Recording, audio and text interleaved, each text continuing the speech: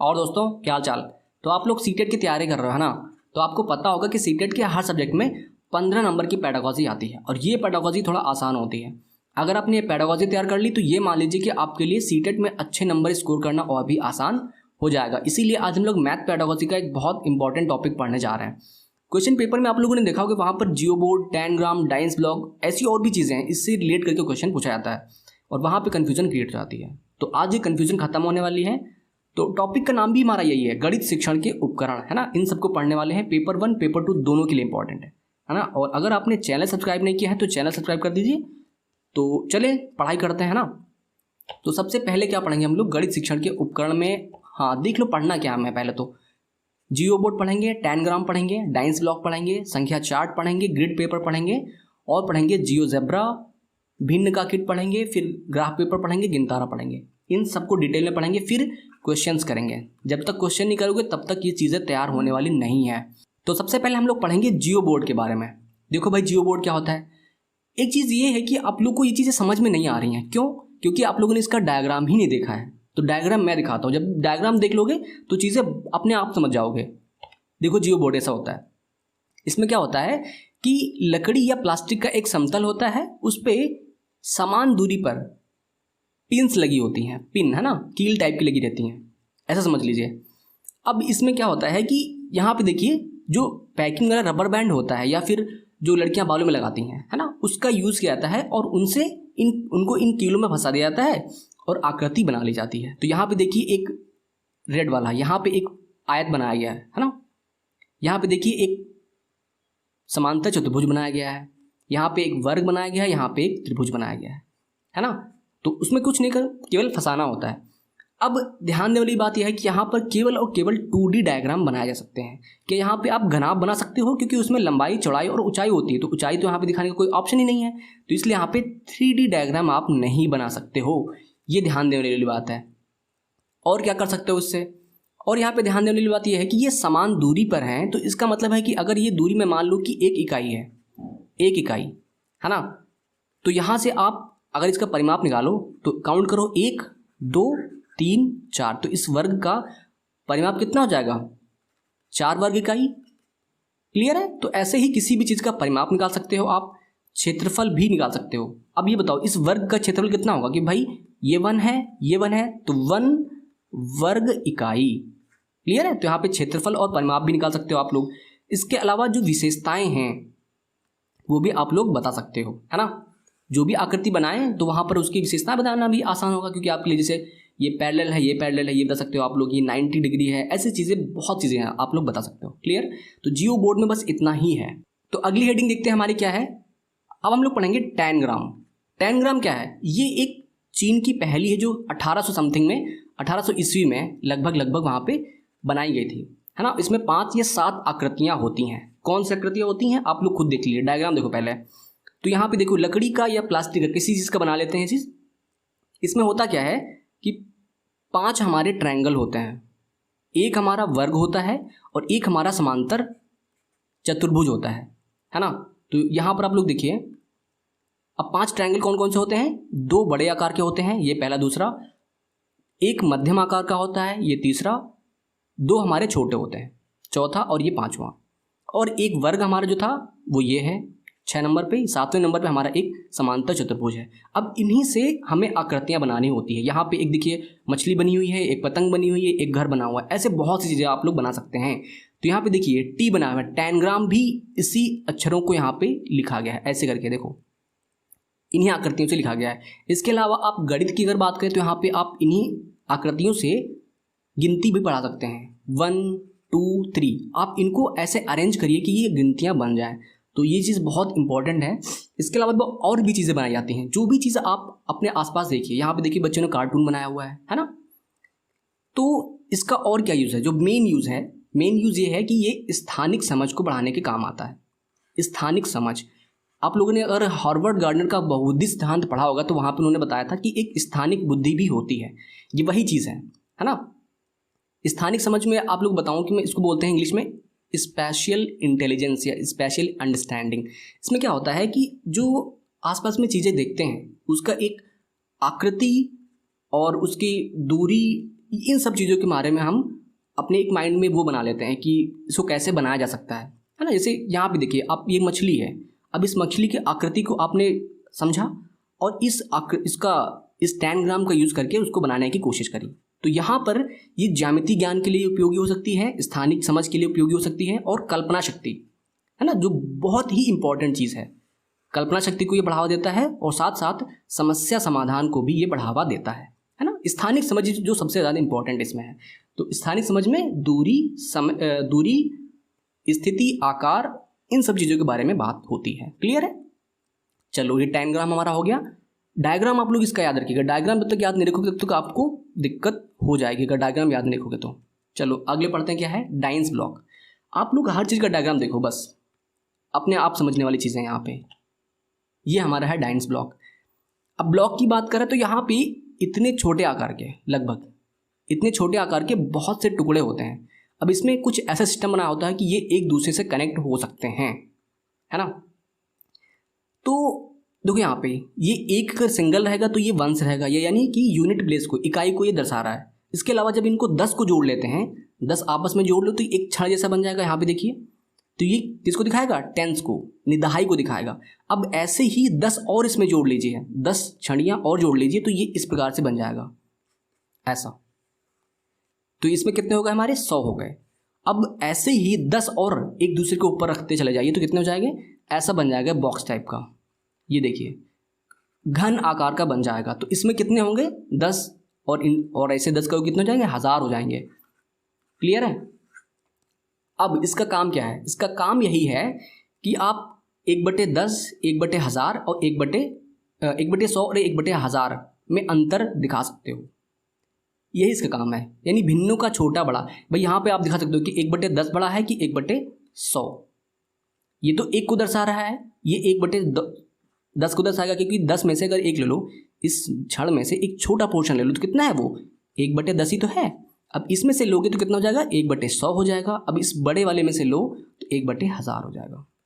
Clear है? तो यहाँ पे ये प्लास्टिक के छोटे छोटे टुकड़े होते हैं और कुछ नहीं है।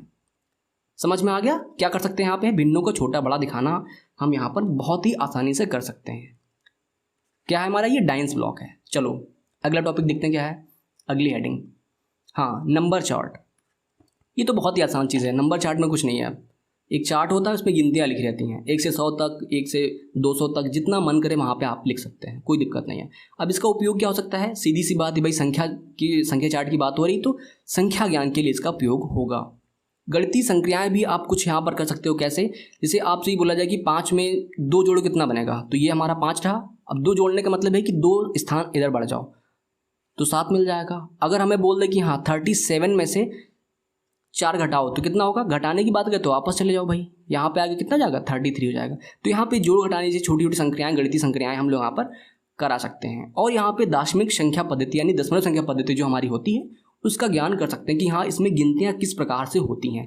1 2 3 फिर 10 फिर 20 ऐसे करके बढ़ती हैं हमारी, है ना। तो ये दशमलव संख्या पद्धति है। तो इन सब चीज़ों का यहाँ पर ज्ञान कर सकते हैं, बहुत आसान चीज़ है। ठीक है, क्या हो गया हमारा? Number chart. अब अगला देखो, गिनतारा। ये बहुत इंपॉर्टेंट चीज़ है, बहुत आसान भी है, बहुत इंपॉर्टेंट भी है। हम लोग को पता ही नहीं कि इसका इतना भी यूज़ हो सकता है क्या। इसका भी डायग्राम देख लो आप लोग। यहाँ पे ऐसा कुछ होता है कि इसमें सिंपल एक स्टैंड जैसा बना होता है, उसमें कुछ पतली पतली रॉड जैसी लगी होती हैं। अब इसमें छोटी छोटी बॉल्स या मूंगे कह सकते हो आप लोग, इनको इसमें फंसा दिया जाता है। अब ये एक दूसरे पे ऐसे से साइड साइड मूव करती रहती हैं। इसका उपयोग भी संख्या ज्ञान के लिए कर सकते हैं, क्योंकि काउंटिंग है। इसको आप इधर भेजिए, फिर दूसरे को भेजिए, 2 काउंट करिए, 3 काउंट करिए, 4 काउंट करिए, ऐसे काउंटिंग हो सकती है इसकी है। यानी संख्या ज्ञान को हम यहाँ पर बहुत आसानी से कर सकते हैं। जोड़, घटाना, गुणा, भाग, ये बहुत ही अच्छे से यहाँ पर कर सकते हैं, बहुत ही फास्ट। आपको अगर यूज़ करना आता हो, ये बहुत इंपॉर्टेंट। अबेकस है ये, आपको बताना भूल गया मैं, इसको इंग्लिश में अबेकस ही बोलते हैं। कंप्यूटर, सबसे छोटा कंप्यूटर, आप लोगों ने कंप्यूटर के चैप्टर में भी पढ़ा होगा कि हाँ अबेकस का वो यूज़ करते थे, है ना, गणितीय संक्रियाओं को करने के लिए। और भी बहुत चीज़ें यहाँ पे कर सकते हो, आपको पता भी नहीं शायद। घनमूल, वर्गमूल, ये सब इस संख्या चार्ट से, इस गिनतारे से आप लोग निकाल सकते हो, है ना। इसके अलावा जो क्वेश्चन में पूछता है वो पूछता है कि स्थानीय मान, तो ये स्थानीय मान के लिए बहुत इंपॉर्टेंट है। तो यहाँ पे आप लोग देखिए, यहाँ पे 1 मिनट वेट करिए।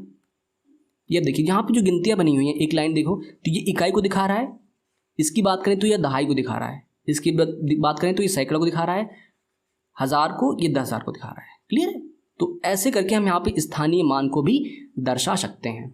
क्लियर है? संख्या चार्ट संख्या ज्ञान, जोड़ घटाना, वर्गमूल, घनमूल, स्थानीय मान, बहुत आसान है, बस डायग्राम याद रखो। चलो आगे देखते हैं क्या है भाई। अब हमारा है ग्रिड पेपर। दो चीज़ें होती हैं, एक ग्रिड पेपर होता है, एक हमारा ग्राफ पेपर होता है। दोनों को देखेंगे, दोनों में थोड़ा सा अंतर होता है। तो यहाँ पे क्या है भाई, ग्रिड पेपर में कुछ नहीं होता है, मोस्टली क्या होता है, ये 10x10 के रूप में क्वेश्चन पूछेगा तो बोलेगा 10x10 का। तो 10x10 का जो ग्रिड पेपर होता है उसमें क्या होता है कि 10 होते हैं संख्या, 10 कॉलम होते हैं एक साइड में, 1 2 3 4 5 6 7 8 9 10, ऐसे ही 10 इधर भी होंगे। अब इसका यूज़ कहाँ पे होता है? इसका यूज़ होता है दशमलव संख्याओं का गुणा करने में। गुणा कैसे करते हैं मैं आपको यही बता देता हूँ। देखो तो ये एक 1 को दिखाता है, पूरी चीज़ ये 1 है। तो अगर मैं छोटे पार्ट को दिखाऊं तो ये कितना होगा, ये 0.1 होगा। फिर ये अगर इसको मिला दूँ कितना हो जाएगा, 0.2 हो जाएगा। इसको मिला दूँ कितना हो जाएगा, 0.3 होगा। तो ये 0.3 दिखाना है, तो यहाँ से यहाँ तक आइए। अब यहाँ पे हम मल्टीप्लाई करेंगे किसकी, 0.3 की और 0.4 की। तो यहाँ पे देखो 0.3 मैंने यहाँ पे दिखा दिया, 0.4 दिखाओ यहाँ पे, 1 2 3 4 यहाँ पे आ गए ना। अब इसको देखो क्रॉसिंग कर लो इसके, ऐसे करके कलर दिखाने की बात कर रहे हैं यहाँ पे, ठीक है। ये यहाँ पे कर लिया और यहाँ पे 4 को करो, 4 को कट करो यहाँ पे।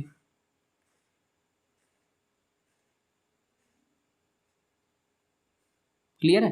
तो यहाँ पे एक चीज ध्यान देंगे आप लोग, यहाँ पे डबल क्रॉस हो गया है, ये इतना पोर्शन है ना, ये इतना पोर्शन डबल क्रॉस हो गया। काउंट करो कितने हैं, 1 2 3 4 5 6 7 8 9 10 11 12 है ना।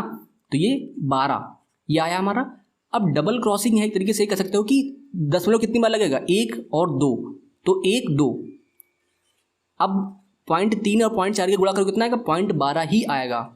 क्लियर है? तो ग्रिड पेपर का यूज़ ऐसे करते हैं हम लोग यहाँ पे। इसके अलावा स्थानीय मान को भी हम लोग यहाँ पर दिखा सकते हैं। कैसे? देखो सिंपल चीज़ है, खाने छोटे छोटे बने हुए हैं, इसमें आप दिखा दो भाई 38 दिखाना हो, या 37 34 दिखा दो, 34 दिखाना है। तो इकाई पे कितना है, 4, तो यहाँ पे 4 दिखा दो भाई, 1 2 3 4। तो इकाई पे हमारा 4 हो गया, दहाई पे हो जाएगा हमारा 3, 1 2 3। तो इस प्रकार से यहाँ पे स्थानीय मान की भी बात कर सकते हैं। मेनली जो हमारा काम इसका है वो ये है, दशमलव संख्याओं का गुणा। ठीक है, ग्रिड पेपर हो गया हमारा। ग्राफ पेपर देखो क्या होता है। ग्रिड पेपर ग्राफ में थोड़ा सा अंतर है, इसको हम लोग कोऑर्डिनेट पेपर भी बोलते हैं, है ना। ये ऐसा होता है, इसमें भी एक चीज ध्यान देने वाली बात, यहाँ पे एक फिक्स होता है, इसमें जो दूरी होती है वो 1 सेंटीमीटर ही होती है, 1 सेंटीमीटर।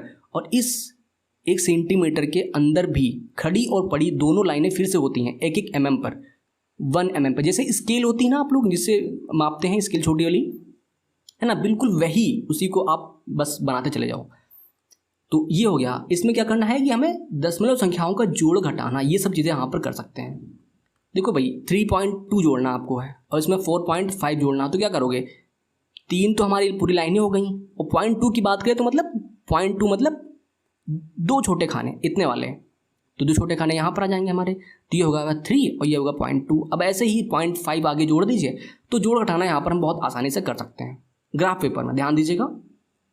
इसके अलावा ज्यामितीय आकृतियों का क्षेत्रफल और परिमाप भी यहाँ पर निकाल सकते हैं। ये इंपॉर्टेंट चीज़, देखो क्यों कर सकते हैं ऐसा। इसका करने का रीज़न ये हो सकता है क्योंकि भाई ये 1 सेंटीमीटर है, तो इसका क्षेत्रफल कितना होगा, इसका ये जगह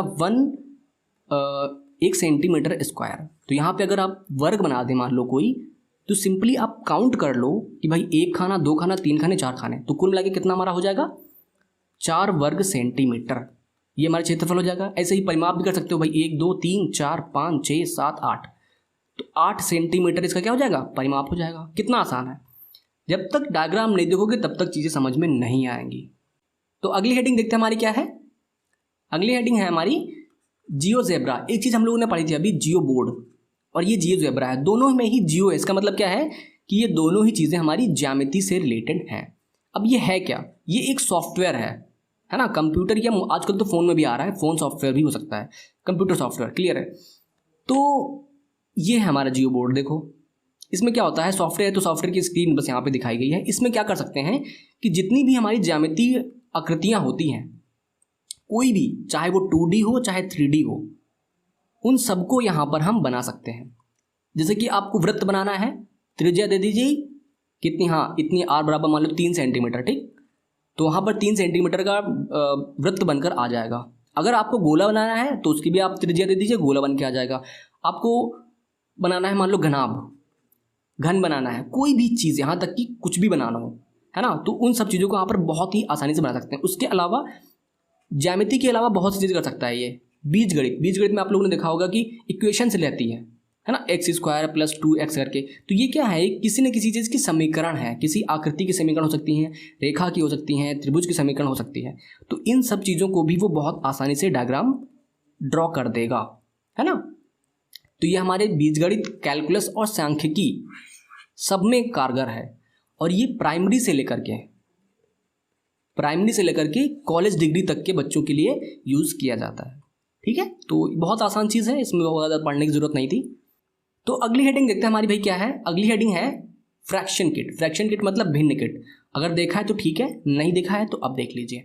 देखिए यहाँ पे कुछ नहीं होता है, बस कुछ आकृतियाँ दी होती हैं, प्लास्टिक की बनी होती हैं। वो जैसे यहाँ पे एक प्लास्टिक का वृत्त टाइप का बना हुआ है, यहाँ पे भी वृत्त है, इसको कई फ्रैक्शन में कट करके दिया जाता है। देखिए यहाँ पे एक हाफ सर्कल बनाया हुआ है, फिर इसको और छोटे छोटे पार्ट में डिवाइड किया गया है। तो इसका मतलब ही यही है कि फ्रैक्शन करने का मतलब है, कई पार्ट में कट करके देने का मतलब है कि आप वहाँ पे भिन्न का ज्ञान दे सकें। क्लियर है। जब ये पूरा है, ये पूरा वृत्त है, तो इसका मतलब क्या है भाई, ये एक है। अगर इसको कट कर दो बीच से तो ये कितना हो गया भाई, इसके दो पोर्शन हो गए, 1/2 1/2। क्लियर है। ऐसे ही यहाँ पर हमारे पास एक वर्ग है, मान लो ये वर्ग है। अब इसको बीच में कट कर दो, यहाँ पे दो कलर है, इसको कट कर दो, कितना हो जाएगा भाई, ये जो पोर्शन होगा हमारा 1/2 का होगा, ये 1/2 का होगा, यानी हाफ हो गया। क्लियर। तो अब यहाँ पे देखो, इसको पहले तो 1/2 किया, फिर इसके और भी पार्ट कर दिए, ठीक है। तो यहाँ पर भी आप इस चीज़ का ध्यान दीजिए। यहाँ पे देखो कितना है, 1/4 है, ये 1/4 है, 1/4 है, यहाँ पे 1/4 है। क्लियर। तो समझ में आ गया होगा आप लोग को। तो यहाँ पे क्या कर सकते हैं हम लोग, है भिन्नों का ज्ञान करा सकते हैं। क्लियर है चीज़। पूरा क्या होता है, आधा क्या है, चौथाई, 1/6, इन सब चीज़ों का यहाँ पर हम ज्ञान देते हैं। क्लियर है। इसके अलावा भिन्नों का योग और घटाना भी हम लोग यहाँ पर कर सकते हैं। कैसे भाई, पहले एक था उसको हाफ कर दो तो क्या हो गया, दो फ्रैक्शन हो गए 1/2 1/2 के। अभी क्या करना है, इन दोनों को आपस में जोड़ दो, अलग अलग रखे हैं, अब इन दोनों को जोड़ दो। तो यहाँ पे कर सकते हैं कि भाई आधा और आधा जोड़ो, कितना बन गया हमारा, 1 बन गया। तो यहाँ पे क्या हो जाएगा हमारा, भिन्नों का योग और घटाना भी हम बच्चों को सिखा सकते हैं। अगली हेडिंग देखते हैं भाई हमारी क्या है ना। देखिए टॉपिक हमारा खत्म हो गया है, अब हम लोग क्वेश्चन करेंगे। क्वेश्चन करने से जितना पढ़ा है उसका सबका रिवीजन हो जाएगा। पहला क्वेश्चन देखिए, कक्षा 4 के विद्यार्थियों को समझाने के लिए कि 1/10 1/100 से बड़ा है, निम्नलिखित में से कौन सी शिक्षण अधिगम सामग्री यानी कि TLM सर्वाधिक उपयुक्त है। तो मैंने आप लोग को बताया था कि जब ऐसा कुछ बताना हो तो कहाँ पर क्या यूज़ करोगे, छोटे छोटे ब्लॉक्स थे वहाँ पे, पहले सिंगल था, फिर 10 के थे, फिर 100 के थे, फिर 1000 का था, है ना। तो वो क्या था हमारा, वो था हमारा डाइंस ब्लॉक, है ना, डाइंस ब्लॉक ही था। देखो यहाँ पे ध्यान देने वाली बात यह है कि इस क्वेश्चन का आंसर बहुत जगह अलग अलग दिया हुआ है। कहीं पे संख्या 4 दिया हुआ है, कहीं पे किंतारा भी दिया हुआ है ना। जो सही होगा वो यही है, डाइंस ब्लॉक ही होगा। क्लियर है। सबसे आसान यही है, बता तो हम सबसे सकते हैं लेकिन सबसे आसान हमारा डाइंस ब्लॉक से पड़ेगा। क्लियर है। तो समझ में आ गया। अगले क्वेश्चन चलते, 2016 में आया हुआ है ये, ठीक है। अगला क्वेश्चन देखो, अगला क्वेश्चन है 10 ग्राम है। 10 ग्राम मैंने आप लोग को बताया था क्या है भाई। पहला ऑप्शन देखो, पहला कथन, यह एक पुरानी चीनी पहेली है, विभिन्न ज्यामितीय आकृतियों की पहचान के लिए प्रयोग करना। बिल्कुल सही बात है, इसमें 5 या 7 टुकड़े होते हैं। तो ये चीज़ मैंने अभी 10 ग्राम में बताई ही थी आप लोग को, देखा होगा आप लोगों ने, जिसमें पिन लगी थी बराबर दूरी पे और रबड़ से उसको हम आकृतियाँ बना रहे थे, वो क्या था, 10 ग्राम था। तो इसमें तीनों चीज़ें सही हैं हमारी, पहला, दूसरा, तीसरा। क्लियर है। तो ये कौन सा ऑप्शन हो जाएगा, ऑप्शन डी, ये सभी सही हैं। 2014 में हरियाणा में पूछा गया था। तो अगला क्वेश्चन देखते हैं भाई क्या है हमारा। अगला क्वेश्चन है, कक्षा 2 में अबेकस का प्रयोग डैश डैश डैश में विद्यार्थियों की सहायता नहीं करता है। मतलब 3 ऑप्शन ऐसे हैं जिसमें सहायता करता है, एक में नहीं करता है। ठीक है। तो पहला ऑप्शन देखो भाई, बिना किसी त्रुटि की संख्याओं को पढ़ने में। तो भाई संख्या ज्ञान के लिए यूज़ होता है, तो भाई त्रुटि बोर्ड तो बढ़ाएगा नहीं। तो ये चीज़ तो हमारी सही है, हमें गलत वाला पूछ रहा है। सेकंड ऑप्शन देखो, शब्दों में दी गई संख्याओं के समान संख्यांक लिखने में। तो ऐसा मैंने आपको बताया था कि कुछ नहीं बताया था। देखो इसको कैसे समझेंगे। जब आप जैसे आपके पास संख्या है 5 1 2 यानी 512, इस प्रकार से लिखा होगा, गिनती के रूप में लिखा होगा, तब तो आप दिखा लोगे कि हाँ भाई ये 2 हो गए, हमारा ये 1 हो गया, और सैकड़े के स्थान पे हमारे ये 5 हो गए, आसानी से दिखा दोगे। लेकिन अगर ऐसा लिख के दोगे बच्चों को कि भाई 512, तो ये चीज़ बच्चा वहाँ पर नहीं दिखा पाएगा। ये दिखाने में थोड़ा सा दिक्कत होगी, क्योंकि 500 दिखाना, 500 की बात करेगा तो वहाँ पे कहेगा 500 कहाँ पे, इसमें जो है, इसमें जो लगी हुई हैं ऐसे गोलियाँ जो लगी हैं, 500 कहाँ है इसमें, तो वो वहाँ पर कंफ्यूज हो जाएगा। क्लियर है। तो जब शब्दों के रूप में लिखा होगा तो वहाँ पर कन्फ्यूजन क्रिएट हो जाएगी। क्लियर है। तो ये चीज़ हम नहीं कर सकते। सी ऑप्शन देख लो सही होगा हमारा। गणना में परिशुद्धता प्राप्त करने के लिए, मैंने बताया कि जोड़ घटाना करने के लिए बहुत ही अच्छी टेक्निक है वो। स्थानीय मान की मैंने बताई दी, या स्थानीय मान की महत्ता इसमें यहाँ पे बहुत आसानी से समझने के लिए कर सकते हो। क्लियर है। तो सेकंड ऑप्शन हमारा सही हो जाएगा, बी ऑप्शन। अगला क्वेश्चन देखते हैं भाई क्या है। अगला क्वेश्चन है, हाँ, कक्षा 2 के, सॉरी एक मिनट, कक्षा 2 के विद्यार्थियों को सरल आकृतियों उसके लंबे और किनारों से परिचय कराने के लिए सबसे उत्तम उपकरण है। बताओ भाई कौन सा हो सकता है। सरल आकृतियों की बात कर रहे थे। सरल आकृतियों की जब हम बात करते हैं तो हम बात करते हैं 2D आकृतियों की। क्लियर है। जैसे कि त्रिभुज हो गया हमारा, वर्ग हो गया, आयत हो गया, इन सब चीज़ों की यहाँ पर बात करते हैं। तो इसके लिए कौन सा यूज करते हैं भाई, जियो बोर्ड। सिंपल बात है ना, डॉट डॉट रबर बैंड फंसाओ, काम हो गया। क्लियर। तो बी ऑप्शन हमारा सही है, बहुत आसान है, 2013 में आया हुआ है। अगला क्वेश्चन देखो भाई, फिर क्वेश्चन जियो बोर्ड का है। तो जियो बोर्ड किसके शिक्षण का एक प्रभावी साधन है। जियो की बात करें तो ज्यामिति की बात कर रहे हैं। क्लियर है। तो पहला ऑप्शन देखो, ज्यामितीय आकृतियों और उनकी विशेषताओं की, तो पहले ही ऑप्शन सही लग रहा है ना। दूसरा देख लो, द्विविमीय त्रिविमीय आकृतियों में अंतर करना। तो मैंने आपको बताया था कि द्विविमीय का मतलब है 2D की, मतलब 2 डायमेंशनल की बात कर रहा है, और त्रिविमीय 3D की बात कर रहा है। तो भाई जियो बोर्ड पे आप 3D आकृतियां नहीं बना सकते। क्लियर है। तो ये ऑप्शन हमारा गलत होगा। सममिति की अवधारणा है, सममिति मतलब सिमेट्री की बात कर रहा है, जैसे कि ये है और ऐसी ही आकृति बस बड़ी छोटी हो। तो ये चीज़ें यहाँ पर थोड़ा बताना कठिन हो सकता है, लेकिन क्योंकि बेस्ट ऑप्शन पहले ऑप्शन में मिल रहा है इसलिए हम पहला लगाएंगे, है ना। तो इसके अलावा देखो, आधारभूत ज्यामितीय अवधारणाओं जैसे किरणें, रेखाएं, कोण। तो कोण आप रबर बैंड से कोण नहीं बना सकते, क्योंकि आप कोण बनाने की कोशिश करोगे तो वो ट्रायंगल बन जाएगा, है कि नहीं। तो पहला ऑप्शन सही है। क्लियर, बहुत आसान है। अगला क्वेश्चन देखो भाई क्या है। 10 ग्राम की बात कर रहा है यहाँ पे। प्राथमिक स्तर पर 10 ग्राम बिंदु के खेल, प्रतिरूप इत्यादि का प्रयोग विद्यार्थियों की सहायता करते हैं। किसमें करते हैं भाई, 10 ग्राम कौन सा था, याद करो। 10 ग्राम था जिसमें 7 आकृतियाँ होती हैं, ट्रायंगल, समांतर चतुर्भुज और वर्ग, है ना। क्लियर। तो यहाँ पे मूलभूत संक्रियाओं को समझने में सहायता ये नहीं कर पाता है। क्लियर है, पहला कट जाएगा।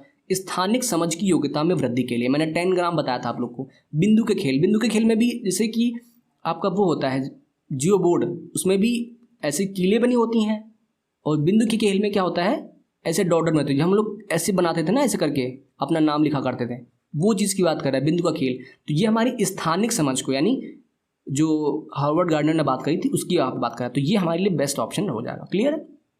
संख्याओं की तुलना यहाँ पे भाई कर नहीं सकते हम लोग यहाँ पे, और परिकलन क्वेश्चन में भी समृद्धि में नहीं उतना कुछ खास काम नहीं कर पाएगा। बी ऑप्शन क्लियर है। ठीक है, आ रहा समझ में।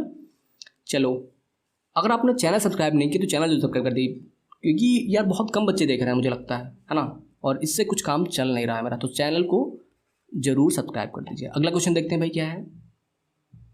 अगला क्वेश्चन, कक्षा 4 में सममिति यानी सिमेट्री और परावर्तन की ज्यामिति संकल्पनाओं की वृद्धि के लिए निम्नलिखित में से कौन से व्यवहार कौशल उपकरणों की आवश्यकता है। सिमेट्री पढ़ाने की बात कर रहा है और परावर्तन की बात कर रहा है, कैसे बताओगे भाई। तो यहाँ पे मोतियों की माला, भाई माला बनी हुई है, उससे यहाँ पे कोई काम नहीं चलने वाला हमारा। सममिति का मतलब है आकृति की बात कर रहा है, जैसे कि अभी मैंने बताया कि ये अगर ऐसा है तो ऐसी ही कोई बड़ी चीज़ या इससे छोटी, लेकिन दिखने में बाकी लंबाई चौड़ाई सब कुछ ऐसा ही हो। क्लियर है, इसकी बात करें तो यहाँ पे मोतियों की माला का कोई यूज़ नहीं हो सकता है। गिनतारा का भी कोई यूज़ यहाँ पर नहीं कर सकते हैं, और बचता है हमारा बिंदु शीट या द्विमुखी पटल। तो द्विमुखी पटल आपको बताता हूँ, इंग्लिश में शायद मुझे नाम याद नहीं आ रहा है, लेकिन द्विमुखी पटल कैसा होता है, छोटी छोटी आकृतियाँ होती हैं, सर्कल होते हैं बेसिकली प्लास्टिक के, एक साइड में कुछ और कलर होता है, मान लो एक साइड में रेड होगा और दूसरी साइड में येलो होता है, या फिर कैसा भी कलर रख लो। तो इससे क्या कर सकते हो आप, सममिति बता सकते हो, नहीं बता सकते, है ना। तो ये द्विमुखी पटल होता है, ध्यान रखिएगा। तो हम यहाँ पर यूज़ करेंगे बिंदु शीट, क्लियर है। तो बिंदु शीट ऐसे डॉट डॉट बने होते हैं। अब यहाँ पर इसको, जैसे ये ट्रायंगल है तो देख लिया भाई ऐसा ट्रायंगल है, तो ऐसे ही करके छोटा या बड़ा बनाया जा सकता है ना। तो यहाँ पे बिंदु शीट बहुत ही इंपॉर्टेंट हो जाएगा सममिति और परावर्तन के लिए, क्लियर है। अगला क्वेश्चन देखो, समझ में आ रहा है भाई, समझ में आ रहा है तो आप लोग बताइएगा जरूर। अगला क्वेश्चन क्या है, गणित के कक्षा कक्ष में दृष्टिबाधितों के लिए निम्नलिखित में से कौन सा निम्नलिखित में से किसका प्रयोग शिक्षा के साधनों के रूप में किया जा सकता है। भाई किसका उपयोग कर सकते हो। पहला देखो, टेलर का गिनतारा। देखो यहाँ पे जो टेलर के गिनतारा की बात करी तो ये भी कुछ नेट पे बहुत सर्च किया मैंने 1 घंटे तक लगभग, लेकिन मिला नहीं कुछ। तो लगभग गिनतारा ही होगा, वैसा ही कुछ करके, है ना। तो टेलर का गिनतारा तो भाई दृष्टिबाधितों के लिए तो अच्छा है। बिन निकट की बात करें तो वहाँ पे भाई वो भी बच्चा आकृति छू सकता है, तो उसके लिए भी ये चीज़ ज़रूरी है। लेकिन संख्या चार्ट, क्या जब बच्चे को दिख ही नहीं रहा है तो वो संख्याएं जो एक चार्ट पे संख्याएं लिखी हुई हैं तो उसको कैसे समझ पाएगा, नहीं कर पाएगा। तो पहला ऑप्शन कट जाएगा। सेकंड ऑप्शन देखो, यहाँ पे भी संख्या चार्ट की बात कर रहा है, गलत। टेलर का गिनतारा, यहाँ पे कंप्यूटर और जियो बोर्ड, तो ये चीज़ें लग रहा है। लेकिन कंप्यूटर का यूज कैसे करेगा, हाँ देख नहीं पाएगा, लेकिन उसका यूज वो करेगा कैसे, साउंड से, इस पर स्पीकर से, जिसका हेडफोन से यूज़ कर सकता है ना। तो वहाँ पे जो चीज़ें हैं कंप्यूटर से उसका यूज़ वो कर सकता है। दृष्टिबाधितों के लिए कंप्यूटर बहुत अच्छा स्रोत हो सकता है, क्लियर है। उसके अलावा डी ऑप्शन देखिए, यहाँ पर कंप्यूटर तो है लेकिन यहाँ फिर संख्या चार्ट की बात करें तो ऑप्शन कट हो जाएगा, क्लियर। तो सी ऑप्शन हमारा सही हो जाएगा। कौन कौन सा, टेलर का गिनतारा, कंप्यूटर और जियो बोर्ड। जियो बोर्ड भी वही छूने वाली आकृति है ना, तो उसको समझना आसान हो जाएगा, क्लियर। कक्षा 2 में अबेकस का प्रयोग विद्यार्थियों की सहायता नहीं करता। अरे सॉरी, ये क्वेश्चन हो चुका है। नेक्स्ट क्वेश्चन पे आओ भाई, ये क्वेश्चन हो चुका है, रिपीट हो गया, सॉरी। चलो अगला क्वेश्चन, एक दिए हुए आयत और समांतर चतुर्भुज का क्षेत्रफल समान है। मतलब एक आयत हमारे पास है ना, और एक समांतर चतुर्भुज है, इन दोनों का क्षेत्रफल समान है, क्लियर। परंतु कक्षा 4 के अनेक विद्यार्थियों ने उत्तर दिया कि समांतर चतुर्भुज का क्षेत्रफल ज्यादा है इस आयत से। तो शिक्षार्थियों को यह समझने में किस प्रकार सहायता कर सकता है, जो शिक्षक है किस प्रकार सहायता करेगी कि भाई दोनों का क्षेत्रफल समान है। छोटे बच्चे होते हैं, भले ही समान चीज़ दे दो लेकिन एक लंबी कर दो एक छोटी कर दो, है ना, लंबाई चौड़ाई थोड़ी चेंज कर दो तो उनको समझ में नहीं आता है। तो वही चीज़ कन्फ्यूजन बच्चों के साथ में क्रिएट हो रही है। तो इसका क्या यूज़ करोगे यहाँ पे भाई, पहला ऑप्शन देखो, कागज मोड़ने के प्रयोग से, पैमाने के प्रयोग से, जियो बोर्ड के प्रयोग से, आलेख या ग्राफ पेपर के उपयोग से। देखो यहाँ पे सभी ऑप्शन अच्छे हैं, ठीक ठाक है, क्योंकि कागज मोड़ने के प्रयोग से कर सकते हो, लेकिन यहाँ पे उतना ज़्यादा कारगर ये साबित नहीं हो पाएगा, क्लियर है।